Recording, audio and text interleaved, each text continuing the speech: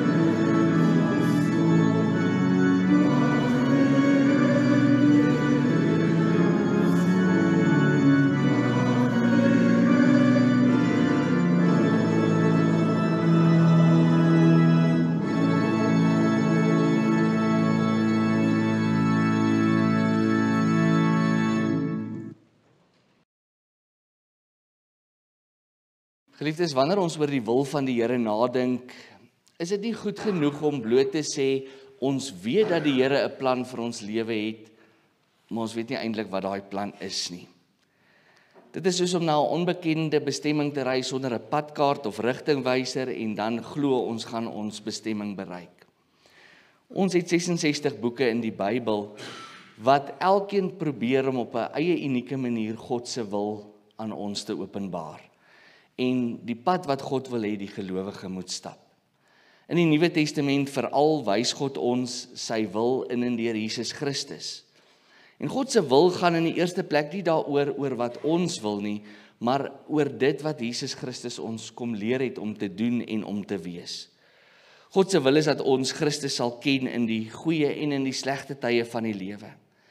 En dit is bedoel dat ons binne in daardie wil moet lewe en daarom vereis dit van ons 4 belangrike spelreëls wat ons moet nakom. Die eerste is, ons vind dit in 2 Korintiërs 8, u kan hierdie teksgedeeltes gaan lees in die stilte tyd, maar dit handel daaroor dat ons vrygewig moet wees. Net soos wat ons 'n oorvloed genade en liefde uit die Here se hand uit ontvang het, so moet ons ook daardie genade en liefde kan gaan uitdeel aan ons naaste. Dit vra van ons om alles van onsself te gee. God se wil is Christus en uit Christus leef die Christen soos wat hy vra. Tweedens vind ons in 1 Tessalonisense 4 die opdrag om heilig te wees. Om heilig te wees beteken dat ons genoegsame ruimte vir die Here in ons alledaagse lewe moet maak. In die goed, maar ook in die sleg van ons lewe. Derdens 1 Tessalonisense 5 vra van ons om dankbaar te lewe. Ons het die lewe in Christus ontvang en dit stel ons in staat om bly te wees, al gaan dit selfs nie altyd met ons goed nie. Selfs al gaan ons deur donker tye, kan ons steeds bly wees, omdat ons aan Jesus Christus behoort. En die 4de spelreël wat ons nodig het om volgens die wil van die Here te lewe, is 1 Petrus 2 vers 15. Dit sê, doen goed aan ander. Die Griek sê letterlik, leef 'n goeddoen lewe. Dis waarvoor ons geroep is en waaraan ons ook ons lewe moet wy. En dit is die wil van God, sê die skrywe van 2 Petrus, dat ons oral en altyd in ons lewe goed moet doen aan ander. Leef daarom 'n lewe van vrygewigheid, van heiligheid, van dankbaarheid, maar veral kom ons leef 'n goeddoen lewe. Dan is ons besig om te doen wat God wil. En dan moet ons ook besef dat die gelowige meet altyd anders as wat die wêreld meet. Die Christen meet nie soos die wêreld nie, omdat ons aan Jesus Christus behoort en in hom nuwe mense is, meet ons en doen ons soos wat hy van ons vra. Mag God ons hierin help en aan ons sy vrede skenk. Mag ons sing van hierdie oorvloedige genade wat ons uit die Here se hand ontvang het en ook die feit dat ons aan hom kan behoort en 'n vrygewige, heilige, dankbare lewe lei. Kom ons sing uit Vonklied 104 waarna u weer u plekke kan inneem.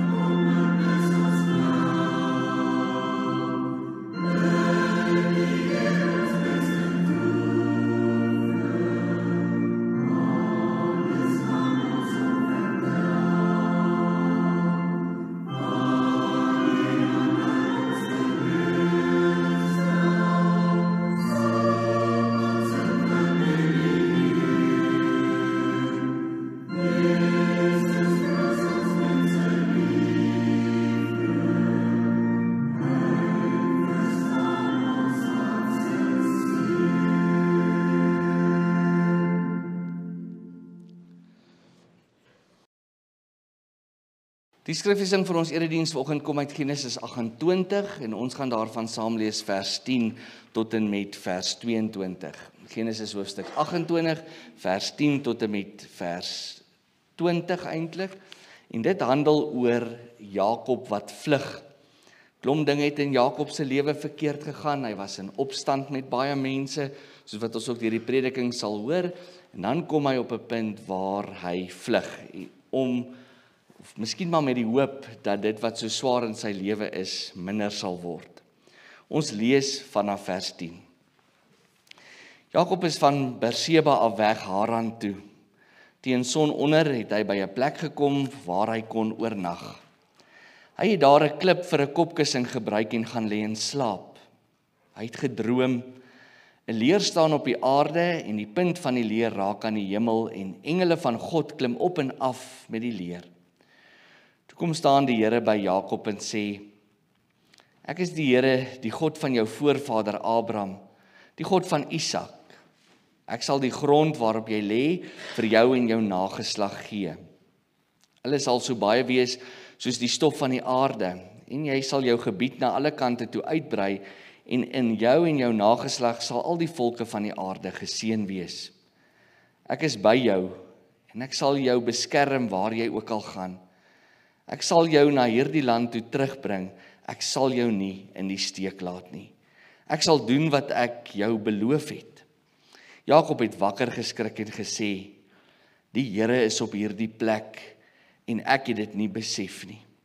Jakob het bang geword en gesê, hoe skrikwekkend is hierdie plek. Dit is niks anders nie as die huis van God. Dit is die poort van die hemel. Die volgende môre het Jakob opgestaan en hy het die klip wat sy kopkussing was gevat en regop gesit. Toe giet hy olie op die bopunt daarvan uit. Hy het die plek Bethel genoem.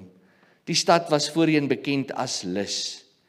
Jakob het toe 'n gelofte afgelê en gesê, as U o God by my is en my beskerm op my reis en vir my kos en klere gee sodat ek behoue terugkom by my ouer huis, sal U Here my God wees. Hierdie klippilaar wat ek regop gesit het, sal 'n tempel wees en van alles wat U my gee, sal ek vir U 'n tiende gee. Tot sover ons skriflesing. Mag elkeen van ons hierdie woorde getrou in ons harte en in ons lewens bewaar. En mag die woord van die Here nie net iets wees wat ergens op 'n bedkassie of in 'n boekrak lê nie. Maar mag ons elke dag met die woord van die Here besig wees op so 'n wyse dat dit ons geloof versterk, dat dit ons bron van krag word en dat ons alles wat ons daarin lees toepas in ons lewe. Want dis op die ou einde hoe mense lewe ook verander. Hoe meer ons met die woord van die Here besig is, hoe meer kry ons ook rigting van waar ons moet uitkom in die lewe. Terwyl jy so bly sit, kom ons raak stil en dan bid ons saam. Almagtige en liefdevolle God, vanoggend kom ons bymekaar as U kinders, versamel rondom U naam, honger en dors vir U teenwoordigheid. Here, U is die skepper van hemel en aarde, die een wat lewe gee, maar dit ook onderhou. Alles wat ons is en alles wat ons het, Here, kom alleen uit U hand. Ons loof U vir die nuwe dag wat U gegee het. Ja, Here, vir die asem in ons longe, omdat ons weet hoe vinnig dit kan verander, omdat ons ook hierdie week gesien het hoe vinnig die lewe kan verander. Maar ons loof U ook vir hierdie geleentheid om saam as die gemeente U grootheid te vier. Dankie vir die vreugde van sang, vir die voorreg om U woord te hoor en vir die gemeenskap van gelowiges waarin ons mag deel. Ons bid, Here, kom vul vandag hierdie plek met U Gees. Stil ons gedagtes, verwyder ons bekommernisse en maak ons harte op hierdie oomblik ontvanklik vir U woord. Laat ons lofliedere wees soos 'n aangename geur voor U troon. Ons kom nie na U toe, Here, omdat ons iets daarvan verdien nie. Maar ons kom omdat U genade groot is en omdat U liefde geen einde ken nie. Ontvang daarom ons aanbidding, Here, en heers deur die Gees in ons harte en bring kalmte en vrede in die gebrokenheid van ons bestaan. Ons bid dit in die naam van Jesus Christus, ons Verlosser en Here. Amen. Ek lees 'n tyd gelede 'n artikel met die naam Klippe op my lewenspad, waar die skrywer op 'n baie rou en eerlike manier bietjie oor die uitdagings van sy lewe deel.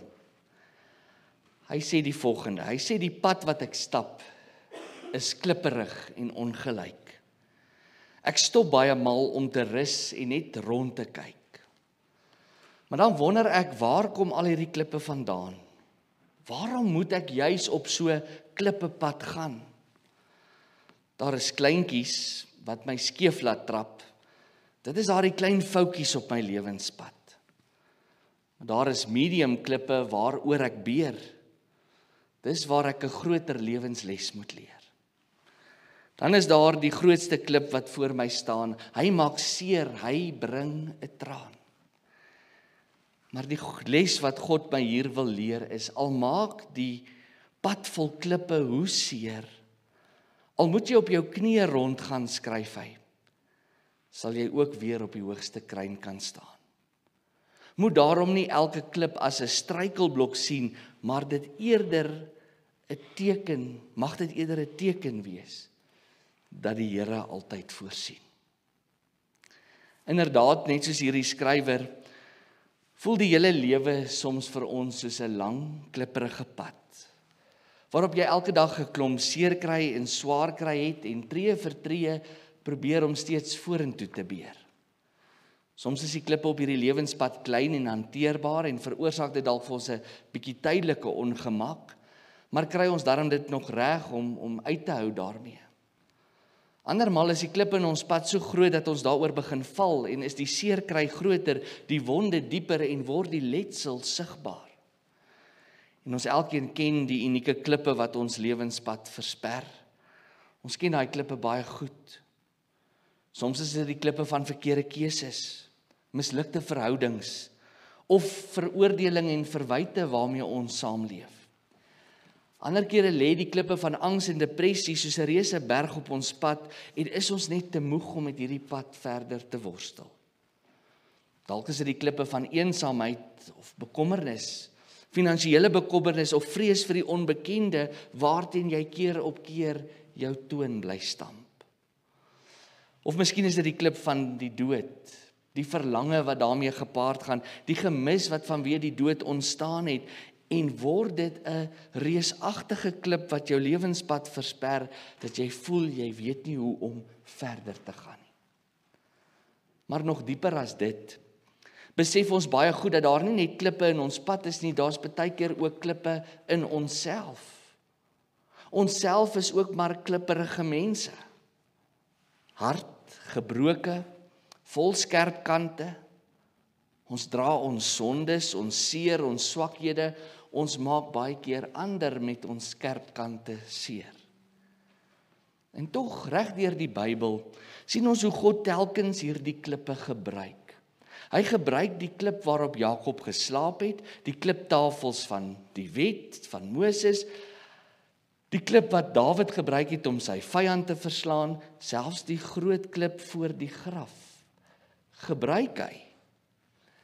Dit wat as struikelblokke lyk, juis om nuwe verandering te bring, om uitkoms te bring, om redding te bring.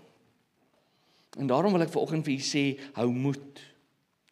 Want miskien is dit juis hierdie harde seerklip wat vandag in jou pad lê, wat die trappie word vir die eerste tree wat jy na 'n nuwe, beter môre gaan gee. Geliefdes in ons Here Jesus Christus, iemand wat hierdie klippe van die lewe baie goed verstaan het, is Jakob. Jakob het 'n lewe vol worstelinge gelei. Baie van hierdie klippe op sy lewenspad het onverwags vanweë die omstandighede van sy lewe in sy pad beland. Baie keer was hy egter self vir sy klippe ook verantwoordelik, as gevolg van sy optrede en die verkeerde keuses wat hy gemaak het. Jakob was dus ongetwyfeld 'n klippe mens wat op 'n klippe pad probeer volhard het. Reeds voor sy geboorte, lees ons, was hy al in konflik gewikkel en daardie konflik het eintlik net nooit opgehou nie. Hy was in stryd met Esau en toe weer met Laban en sy seuns. Later is Jakob selfs met homself en met God in stryd. Deeglik bewus van elke seerkry klip in sy lewe, word hy dan 'n vlugteling. Hy probeer van hierdie klomp klippe in sy pad wegkom, omdat dit te hard en te swaar en te seer geword het, en die letsels wat dit gelos het net heeltemal te diep was. Hy dink om te vlug van alles af en weg te kom van almal wat hom bedreig, gaan hierdie klipperige terrein vir hom wegvat, gaan maak dat daar nie meer klippe op sy lewenspad is nie. Tog moes hy leer dat hierdie klippe nie gaan verdwyn hoe verder hy wegvlug nie.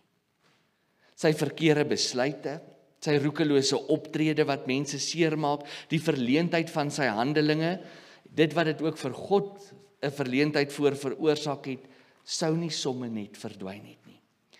Soos hy self sou agterkom, sou hierdie klippe op sy lewenspad hom eintlik maar soos 'n skaduwee bly volg. Ons lees hy is 'n mens in konflik. Hy is in konflik met die lewe, hy is in konflik met die mense in sy lewe, maar hy is ook in konflik met homself. En hoe meer hy van hierdie harde seerklippe in sy lewe probeer ontslaa raak deur te vlug, hoe meer en hoe groter en hoe erger word hierdie klipperige pad wat hy besig is om te loop. Ons geleesde gedeelte begin waar hy dan van Berseba op pad is na Haran toe.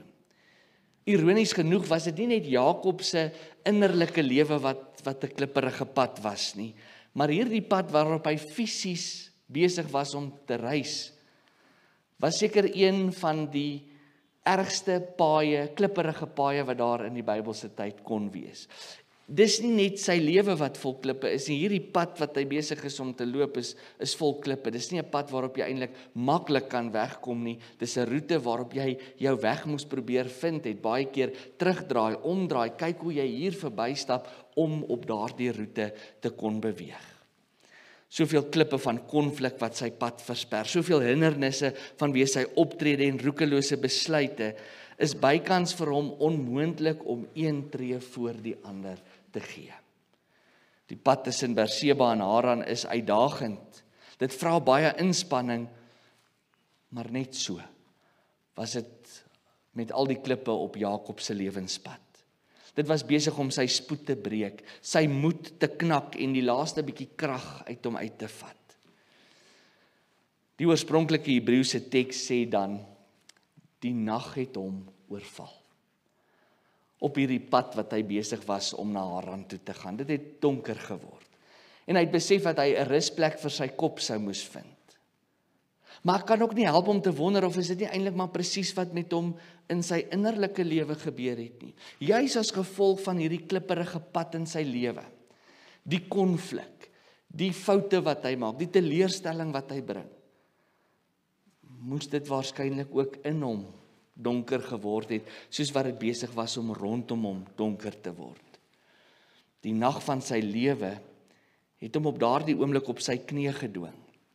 Hy het waarskynlik oor sy eie klippe van afguns, jaloesie, bedrog en bedrieglikheid, die klippe van seerkry en leed begin val. En dit het vir hom so donker en eensaam op daardie oomblik geword. Hy sou vinnig 'n rusplek vir sy kop moes kry, want dit het fisies donker geword, maar hy sou baie vinnig 'n rusplek vir sy siel ook moes kry, omdat al hierdie klippe dit vir hom innerlik ook donker gemaak het. Daar in die veld waar hy homself op sy roete bevind, maak hy dan vir hom 'n slaapplek. Hy stoot waarskynlik 'n paar klippe uit die pad uit, net om te kan lê, 'n gaatjie te kry om te kan lê, en dan gebruik hy 'n groterige klip as 'n kopkussing om op te slaap. Totaal en al wanhoopig, fisies en emosioneel uitgeput, lê hy daar. Ek kan in my geestesoog sien hoe lê hy daar in die donker nag op die koue grond met die harde klip onder sy kop. Sommer so tussen die ander klippe vind hy 'n lêplek as 'n brose, gebroke en eensame vlugteling.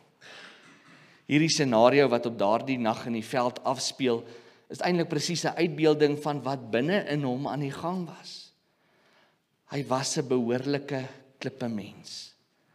Want die klippe in sy hart en in sy lewe was so baie, so seer en so hard, dalk baie harder as die een wat onder sy kop was. Hy bevind hom eers, dis donker in sy gemoed, hy's op pad na nêrens, en hy kort 'n rusplek vir sy siel. Al wat eintlik daardie nag vir Jakob oorgebly het, was maar om op daardie koue klip te sterf. Maar weet jy, dan gebeur die wonderlike. Juis op daardie punt van totale wanhoopigheid, daardie aand wat hy gevoel het, sy lewe is nou verby.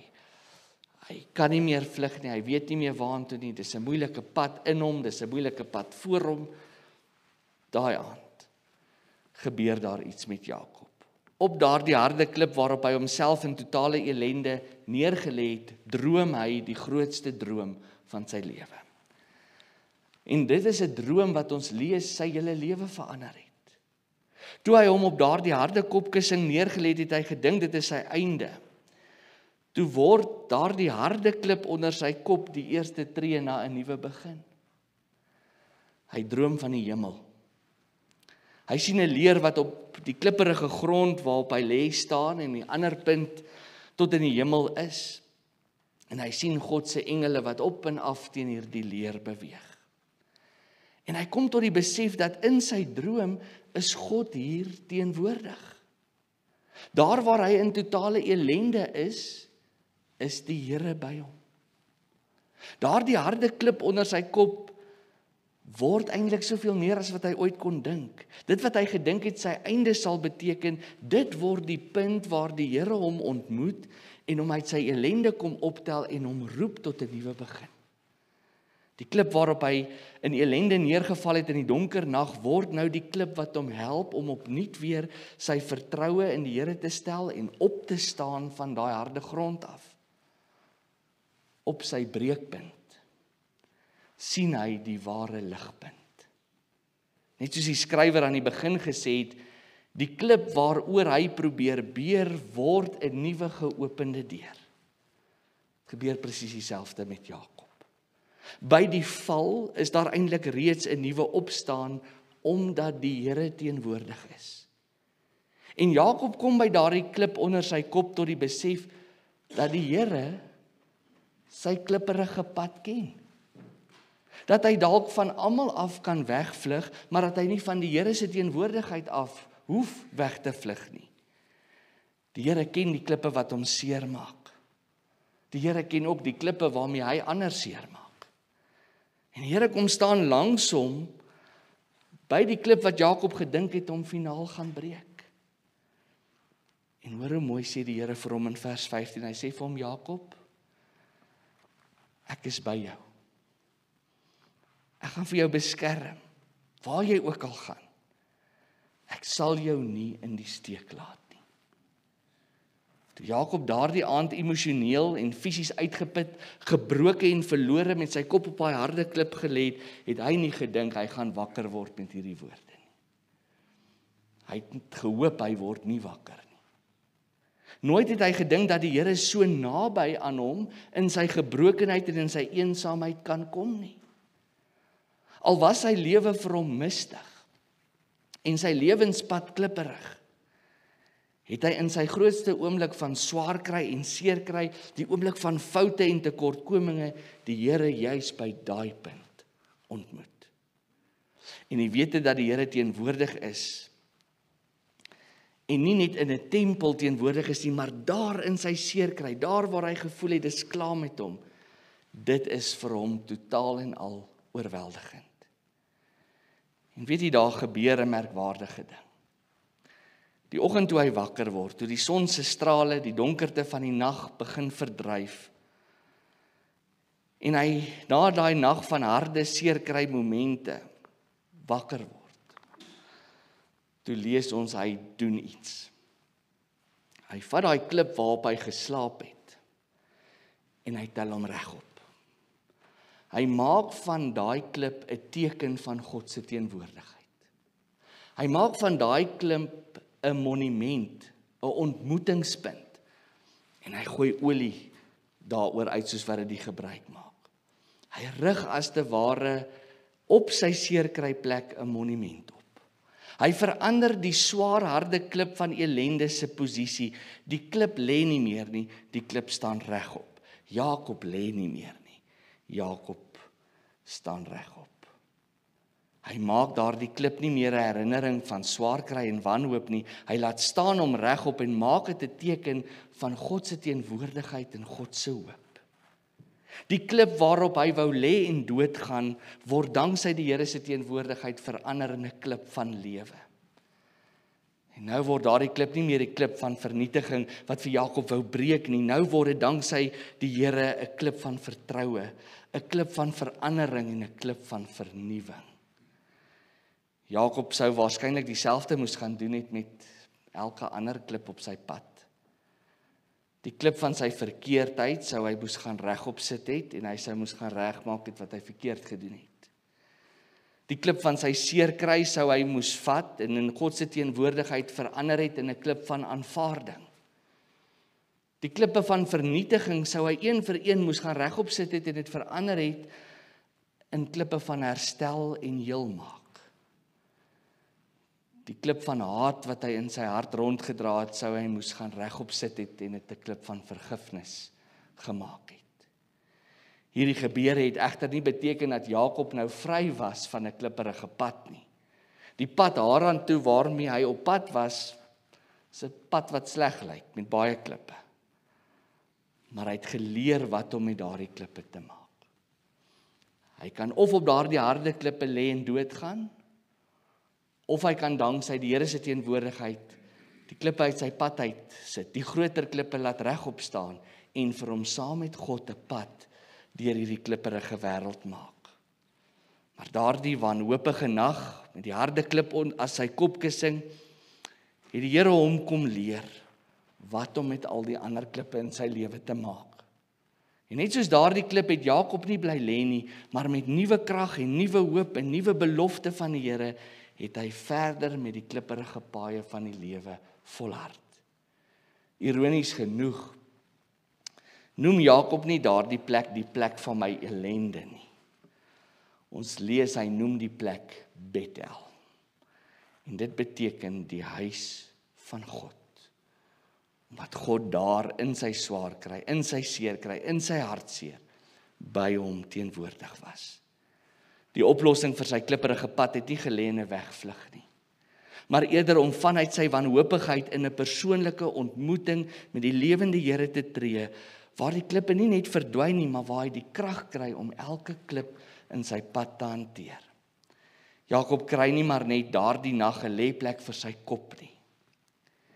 Hierdie klippe mens kry op sy klippepad 'n ware rusplek vir sy siel, omdat hy die hemel kon sien. Liewe gemeente, ons is elkeen op ons eie manier ook maar klippe mense. Net soos die skrywer waarna ek aan die begin verwys het en Jakob self. Ons is klippe mense. Ook ons is dikwels in 'n worstelstryd met die lewe, met die mense in ons lewe, die omstandighede van ons lewe. Ons is dalk selfs ook in stryd met God partymal. Elkeen van ons se lewenspad lê ook maar besaai met 'n verskeidenheid van harde en swaar en seer klippe waaroor ons elke dag probeer om ons weg te vind. Daar's klippe van gebroke verhoudings of eensaamheid. Daar's klippe van verspilde geleenthede, 'n seer verlede, 'n swak selfbeeld dalk, 'n klip van moeilike finansiële uitdagings. Daar is klippe van siekte, van dood, van verlange, verwyte, angs, onsekerheid, dalk selfs 'n bietjie doelloosheid. Party van hierdie klippe is vir ons hanteerbaar en veroorsaak dalk vir ons tydelike ongemak. Maar ander van hierdie klippe is groot. Soveel so dat dit ewige letsels in ons gebroke bestaan agterlaat. Gewoonlik wil ons dan ook of met die wêreld veg of ons wil vlug. Toe jy gisteraand jouself in moedeloosheid en moegheid en dalk selfs bietjie wanhoopigheid jou kop op die kussing neergelê het, hoe hard was dit onder jou kop gewees? Hoe hard het daai klip vir jou gevoel? Hoe swaar was dit wat jy in jou hart rondgedra het? Wat is dit wat jou laat huil het? Tog bevestig hierdie gedeelte net weer, dat dit juis by daardie klip is, waar die Here vanoggend langs jou kom staan, en jou op die naam roep en vir jou sê, ek is by jou. Ek sal jou beskerm, ek sal jou nie in die steek laat nie. En die waarborg vir hierdie belofte lê alleen in Jesus Christus ons Here. In die sondaar se grootste ellende en sy diepste wanhoopigheid, waar die klippe van die lewe ons die seerste gemaak het God sy enigste seun gestuur om aan 'n kruis te sterf en uit die dood uit op te staan, om te verseker dat geen klip op ons pad ons ooit weer van sy liefde sal kan skei nie. Hy is op 'n klipheuwel gekruisig, sodat geen klip in hierdie lewe ons ooit kan vernietig of uit sy hand kan losruk nie.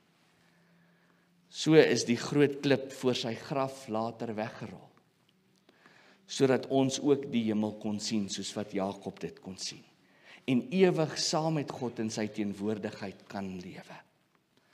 Hy is by jou, hy is in jou, hy is saam met jou, hy is langs jou vir elke tree wat jy besig is om as klippemens op jou klipperige pad te gee.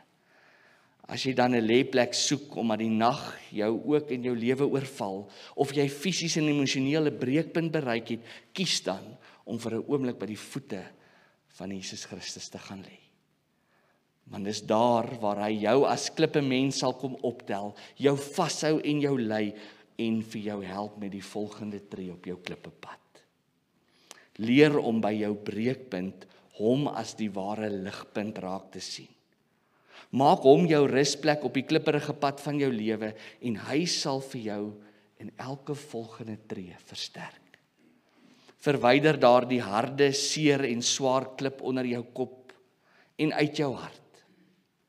En stap as 'n klippemens jou klippepad met volharding regop in die Here se teenwoordigheid. Amen. Gemeente, ek gaan geleentheid gee vir 'n refleksie oomblik, omdat die klippe in elkeen van ons se lewe iets anderste is. Kom ons raak vir 'n oomblik stil en ons vra die Here ook dat hy daardie klippe uit ons pad sal vat of ons sal help, oplossing sal gee, die krag sal gee, dat ons ook daardie klippe sal verwyder. So wat dit ook al vanoggend is, raak vir 'n oomblik stil terwyl ons na 'n lied luister en ons vra vir die Here om ons met die seer klippe in ons lewe te help.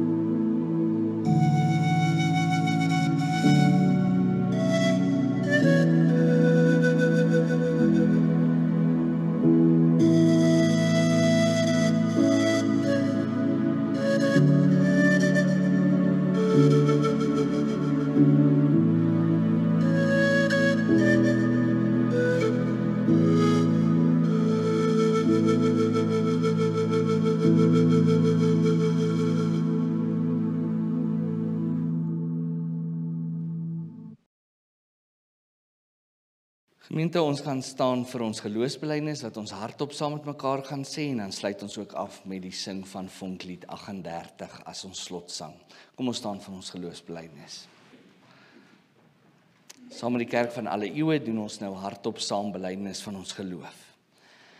Ek glo in God die Vader, die Almagtige, die Skepper van die hemel en die aarde, en in Jesus Christus, sy eniggebore Seun, ons Here, wat ontvang is van die Heilige Gees, gebore is uit die maagd Maria, wat gelei het onder Pontius Pilatus, gekruisig is, gesterf het en begrawe is, en ter helle neergedaal het, wat op die derde dag weer opgestaan het uit die dode, wat opgevaar het na die hemel, en sit aan die regterhand van God, die Almagtige Vader, vanwaar hy sal kom om te oordeel, die wat nog lewe en die wat reeds gesterf het.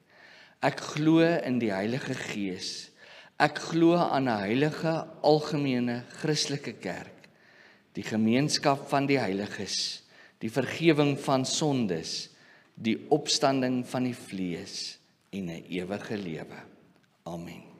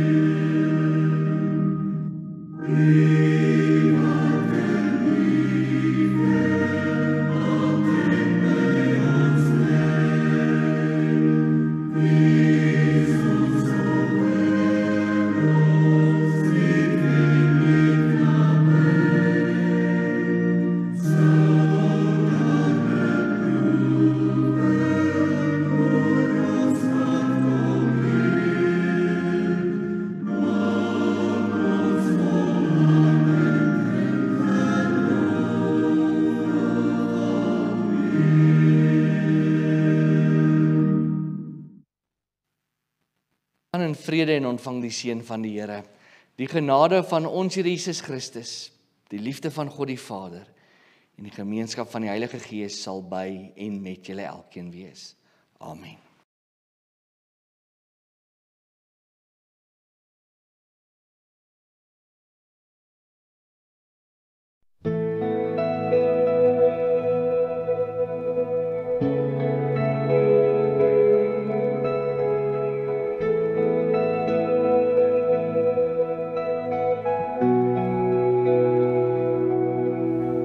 In die skadu van die verlede, en die drome van ons toekoms, is dit die Gees van God, wat ons lei deur donker en lig. Met elke stap wat ons neem, leef ons in sy genade, ons harte gevul met hoop, geloof en liefde. Laat ons groei in geloof, laat ons gloei in sy lig. Laat ons liefde vloei soos 'n rivier en die boodskap dra van sy liefde, lewe en genade met elke tree wat ons neem. Laat sy liefde in ons bly, vir altyd in sy lig, vir ewig sien.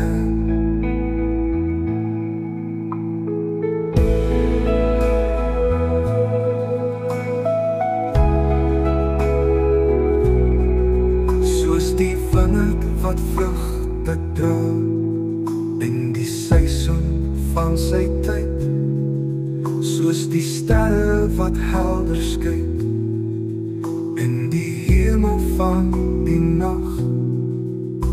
Ons lewe vir sy glorie, ons gee ons harte geheel. Ons loop die pad van diens, nederigheid en waarheid. Laat ons groei in geloof, laat ons groei in sy lig.